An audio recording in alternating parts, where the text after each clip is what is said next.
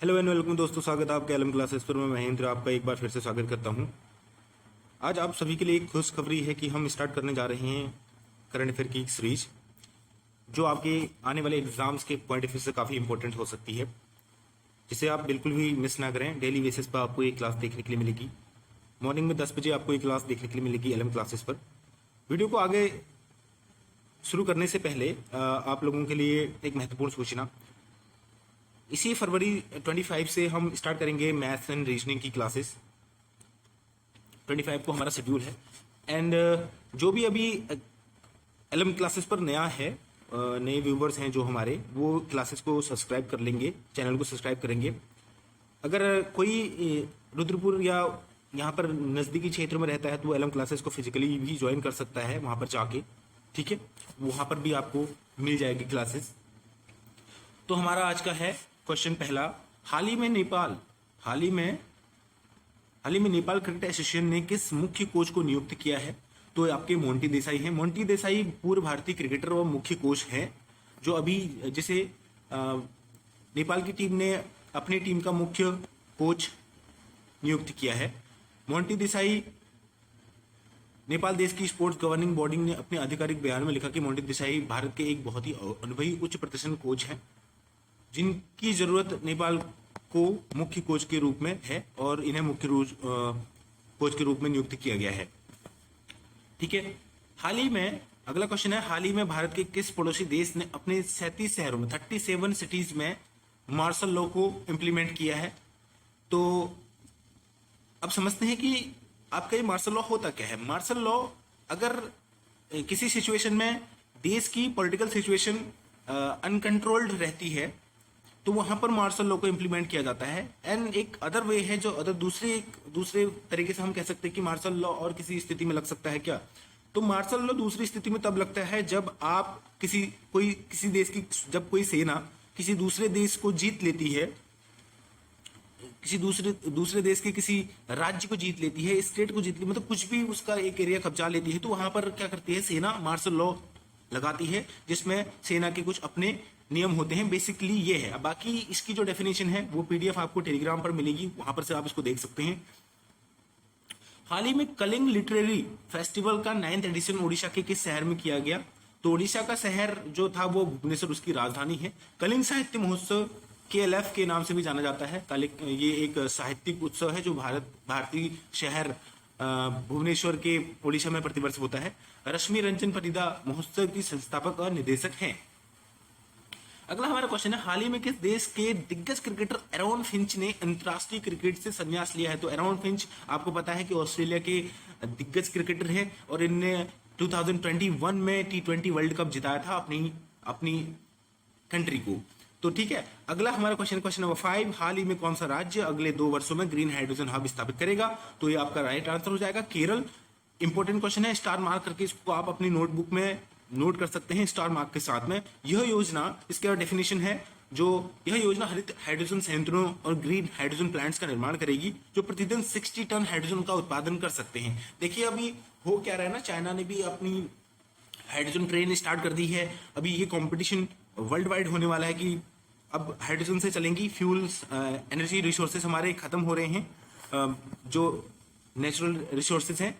तो अब हम जा रहे हैं ग्रीन हाइड्रोजन प्लांट्स, मतलब हम अब स्टार्ट कर रहे हैं बनाना हाइड्रोजन से चलने वाली बसों को, हाइड्रोजन से चलने वाली ट्रेनों को, जिसका उद्घाटन अभी आपको हाइड्रोजन से रिलेटेड आपको और मिल जाएगा। एक क्वेश्चन है इसमें, हाल ही में आई यूएन की रिपोर्ट के अनुसार कौन सा देश डिफेंस कंपनियों की डेटा को सेंध लगा रहा है? सेंध लगा रहा है इन द मीन्स क्या है?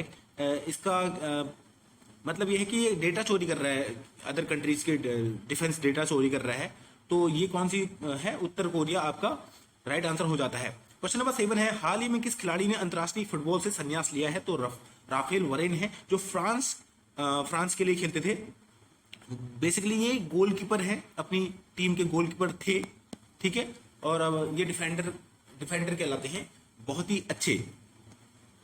हाल ही में ग्रीन बॉन्ड जारी करने वाला पहला नगर निकाय कौन सा बना है? तो इंदौर बना है। ग्रीन बॉन्ड को यूरोपीय निवेश बैंक और वर्ल्ड बैंक ने 2007 में लॉन्च किया था। ग्रीन बॉन्ड एक ऐसा इंस्ट्रूमेंट है जो कि ग्रीन प्रोजेक्ट्स के लिए धनराशि जुटाने में मदद करता है। ग्रीन प्रोजेक्ट्स का मतलब ये हो गया कि हम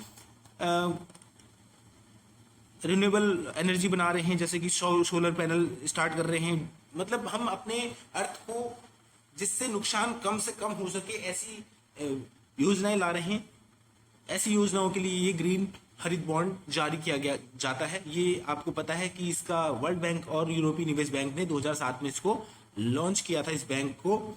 ठीक है, अगला हमारा क्वेश्चन है क्वेश्चन नंबर 9 है, हाल ही में किस कंपनी ने हैवी ड्यूटी ट्रकों के लिए भारत की पहली हाइड्रोजन संचालित तकनीक लॉन्च की है? रिलायंस इंडस्ट्री ने सोमवार को बेंगलुरु में भारत ऊर्जा सप्ताह में प्रधानमंत्री नरेंद्र मोदी द्वारा हरी झंडी दिखाकर भारी शुल्क वाले ट्रकों के लिए भारत के पहले हाइड्रोजन आंतरिक दहन इंजन प्रौद्योगिकी का समाधान का अनावरण किया। वही मैंने जो आपको पहले बताया क्वेश्चन नंबर, ऊपर एक क्वेश्चन था ग्रीन बॉन्ड वाला, तो वही समझ लीजिए कि हम इन्हीं टेक्निक्स पर काम कर रहे हैं और यहाँ पर इसका एक एग्जाम्पल देखने के लिए मिलता है। क्वेश्चन नंबर हमारा 10 है, हाल ही में किसने युवाओं के लिए युवा संगम पोर्टल लॉन्च किया है? तो ये आपका इसका राइट आंसर हो जाएगा धर्मेंद्र प्रधान।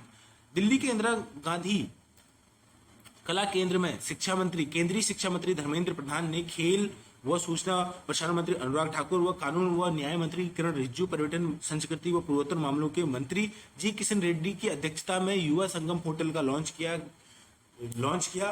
तो देखिए बेसिकली इसका क्या मतलब है ना, युवा पोर्टल जो हमारा युवा संगम पोर्टल लॉन्च किया है वो उसका क्या है, जैसे कि एक युवा पोर्टल संगम लॉन्च है, ये ऑल ओवर इंडिया के लिए होगा। यहाँ पर से विभिन्न मैनी हमारा क्या होता है, हमारी कंट्री जो है बिल्कुल डाइवर्स कंट्री है और यहाँ पर कल्चर अलग अलग हैं सभी के, तो यहाँ पर युवा एक दूसरे के कल्चर को समझ सकें, अपनी अंडरस्टैंडिंग एक दूसरे के प्रति बढ़ा सकें, तो इसी के ये इसका मुख्य उद्देश्य है। इसको मद्देनजर रखते हुए ये पोर्टल लॉन्च किया गया है। हाल ही में हार्वर्ड लॉ रिव्यू की अध्यक्ष कौन चुनी गई हैं? तो अप्सरा अय्यर चुनी गई हैं। इसके डिफिनेशन, इसकी जो हाल ही में हार्वर्ड लॉ स्कूल में द्वितीय वर्ष की छात्रा अप्सरा अय्यर को प्रतिष्ठित हार्वर्ड लॉ रिव्यू का अध्यक्ष चुना गया है। 29 वर्षीय अप्सरा अय्यर प्रतिष्ठित प्रकाशन के 136 साल लंबे इतिहास में इस पद पर नामित होने वाली पहली महिला बन गई हैं। इसलिए इंपॉर्टेंट हो जाता है क्वेश्चन, पहली महिला है और वो भी इंटरनेशनल लेवल में, तो ये आपका इंपॉर्टेंट क्वेश्चन है। हाल ही में केंद्रीय मंत्री भूपेंद्र यादव ने कहां आर्द्र भूमि बचाओ अभियान शुरू किया? गोवा में।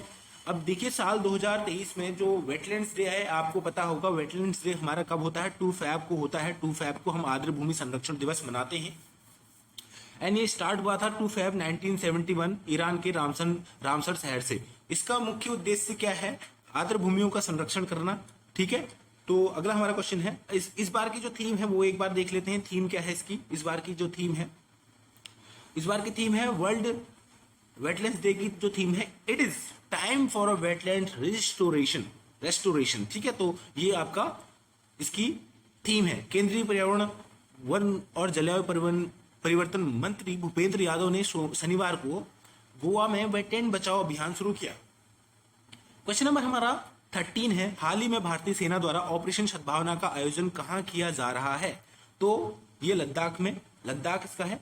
ऑपरेशन सद्भावना जम्मू कश्मीर व लद्दाख के जो हमारे यूनियन टेरिटरी हैं, ठीक है, तो द्वारा शुरू की गई, भारतीय सेना द्वारा शुरू की गई एक अनूठी मानवीय पहल है। इसका उद्देश्य जो मेन है, ऑब्जेक्टिव है, उद्देश्य क्या है जो सद्भावना का है? उद्देश्य वो ये है कि आतंकवाद से प्रभावित लोगों की मदद करना। सद्भावना ऑपरेशन पाकिस्तान द्वारा प्रायोजित और उकसाने वाले आतंकवाद से प्रभावित लोगों की आकांक्षाओं को पूरा करना है, इसके लिए इसकी शुरुआत की गई है। क्वेश्चन नंबर हमारा 14 है, हाल ही में किस राज्य सरकार ने भारत के पहले नए गतिशीलता केंद्र क्लस्टर की घोषणा की है? तो तेलंगाना ये पहला स्टेट बन जाता है और पहला आपका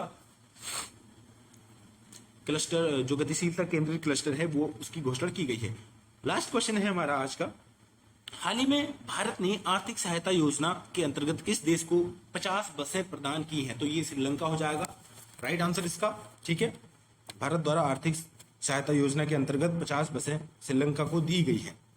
तो वीडियो में अंत तक बने रहने के लिए धन्यवाद, और साथ ही साथ जिन्होंने अभी तक भी चैनल को सब्सक्राइब नहीं किया है वो एलएम क्लासेस को सब्सक्राइब कर ले। आने वाले 25 फैब से आपको नई क्लासेस भी देखने के लिए मिल जाएंगी यूट्यूब चैनल पर। तब तक के लिए keep learning and keep exploring. Thank you so much.